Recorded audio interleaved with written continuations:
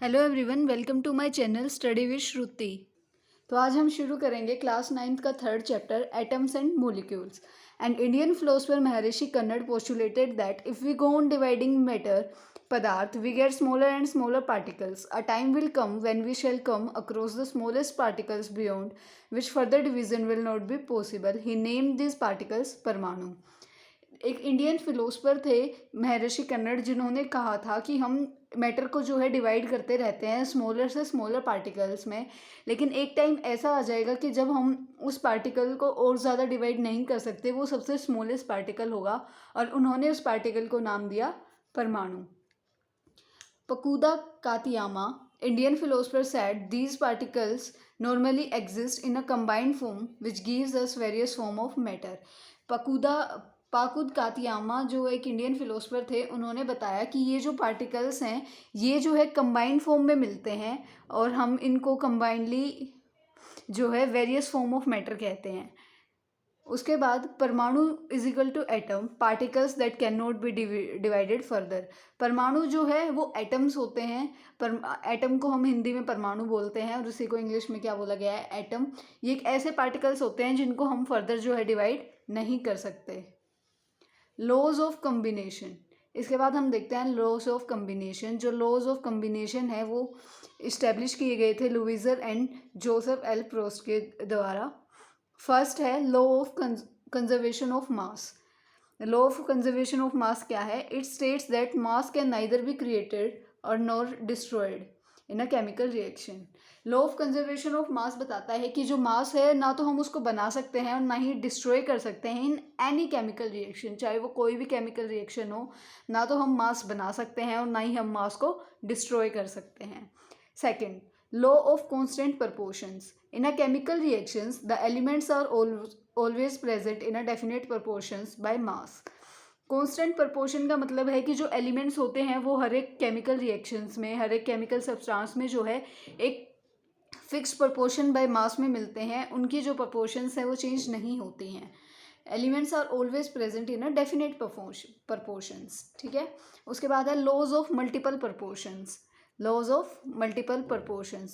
If two elements combine to form more than one compound, the masses of these elements in the reaction are in the ratio of small whole numbers. तो इस law में बताया गया है कि जब दो या दो से ज़्यादा एलिमेंट्स जब मिलते हैं एक कंपाउंड बनाने के लिए, तो उनके जो मासेस होते हैं उस रिएक्शन में वो क्या होते हैं, रेशो होते हैं स्मॉल वॉल नंबर्स का। Now fourth, Gay Lussac law of gaseous volume. Gay Lussac law of gaseous volume क्या है कि व्हेन गैसेस आर प्रोड्यूस्ड और compound in a chemical reaction they do so in a simple ratio by volume given that all the gases are at the same temperature and pressure. या हम इसको ऐसे भी कर सकते हैं, it is the state that chemical reaction in which the gaseous reactants combine together to form one or more gaseous products. The ratio of volumes of reactants and products will be in whole number ratio. क्या होता है कि जब जो gases हैं वो combine होती हैं या प्रोड्यूस होती हैं रिएक्शंस में, केमिकल रिएक्शंस में, तो वो एक फिक्स्ड जो है सिंपल रेशो में बाय वॉल्यूम जो है वो मिक्स होती हैं ताकि उनका टेम्परेचर और प्रेशर सेम रहे। लास्ट है एवोगैड्रो लॉ। एवोगैड्रो लॉ क्या होता है? Under the same conditions of temperature and pressure and equal volume of all the gases contains an equal number of molecules. Avogadro law में क्या होता है कि एक ही सेम कंडीशन होती है टेम्परेचर की और प्रेशर की, और एक इक्वल वॉल्यूम पे जब गैसेस जो हैं वो मिलती हैं तो उनके जो नंबर्स होते हैं मोलिक्यूल्स के वो भी क्या होते हैं, इक्वल होते हैं। अब हम देखते हैं Dalton's theory. All matters whether an element a compound और a mixture is composed of small particles called atoms. जितने भी मैटर होते हैं चाहे वो एलिमेंट हो या फिर कंपाउंड हो, सारे जो हैं कंपोज होते हैं स्मॉल पार्टिकल्स से, जिसका नाम क्या है, एटम्स है। इसके कुछ पोस्टुलेट्स थे, ये पोस्टुलेट्स हमें एज इट इज लर्न करने होते हैं। फर्स्ट था all matter is made up of very tiny particles called atoms which participate in chemical reactions. जितने भी मैटर हैं वो सारे एक टाइनी पार्टिकल्स से मिलके बने होते हैं जिसे हम एटम कहते हैं, और यही एटम्स जो हैं ये केमिकल रिएक्शंस में जो है पार्टिसिपेट करते हैं।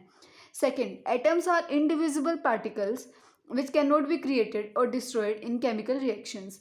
एटम्स जो है वो एक इंडिविजिबल पार्टिकल्स होते हैं, मतलब हम इनको आगे जाके और डिवाइड नहीं कर सकते और ना ही ये जो है बनाए जा सकते हैं या डिस्ट्रॉय किए जा सकते हैं केमिकल रिएक्शंस में। Third, atoms of a given elements are identical in mass and chemical properties. एक जो भी एक एटम होता है, मतलब एक एटम्स होते हैं जो एक एलिमेंट के, वो हमेशा आइडेंटिकल होते हैं, एक जैसे होते हैं मास में और केमिकल प्रॉपर्टीज में। Atoms of different elements have different masses and chemical properties. लेकिन जो डिफरेंट एलिमेंट्स होते हैं उनके जो मासेस है वो डिफरेंट होते हैं और उनकी केमिकल प्रॉपर्टीज भी अलग अलग होती हैं। फॉर एग्जांपल, हाइड्रोजन के जितने भी एटम्स होंगे वो सेम होंगे और ऑक्सीजन के जितने भी एटम्स होंगे वो सेम होंगे, लेकिन हाइड्रोजन के जो एटम्स हैं और उनकी जो प्रॉपर्टीज़ हैं वो टोटली डिफरेंट होगी ऑक्सीजन के एटम्स और मतलब ऑक्सीजन के जो एटम्स का मास होगा उससे और उसकी प्रॉपर्टीज से।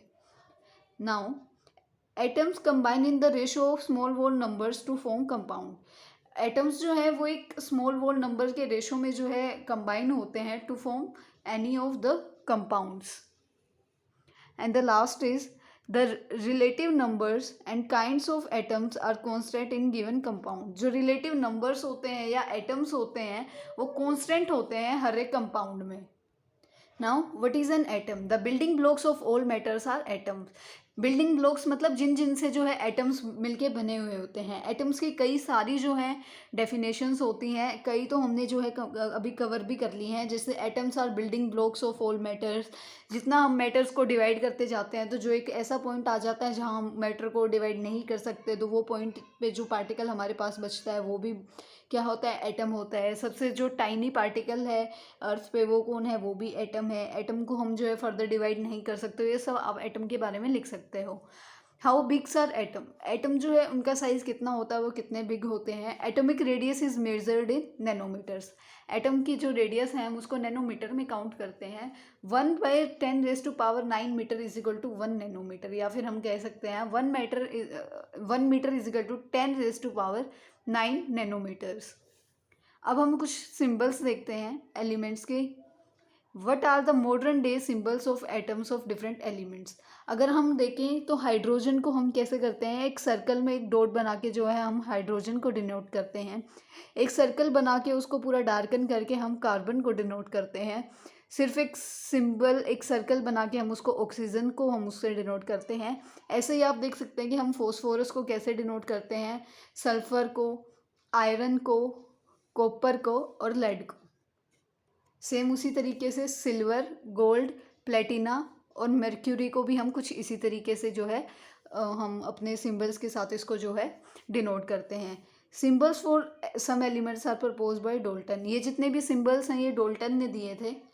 अब इसके आगे हम देखते हैं atomic mass. Atomic mass is an atom और group of an atom is the sum of the masses of proton, neutrons and electron.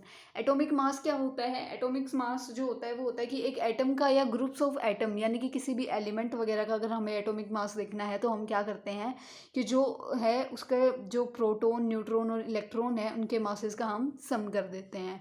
उसके बाद एक एटॉमिक मास यूनिट क्या होता है? 1 atomic mass unit in a mass unit is equal to exactly 1/12 of the mass of 1 atom of carbon 12। Atomic mass unit क्या होती है? 1/12 होती है कार्बन के 12th एटम के इक्वल होती है वो।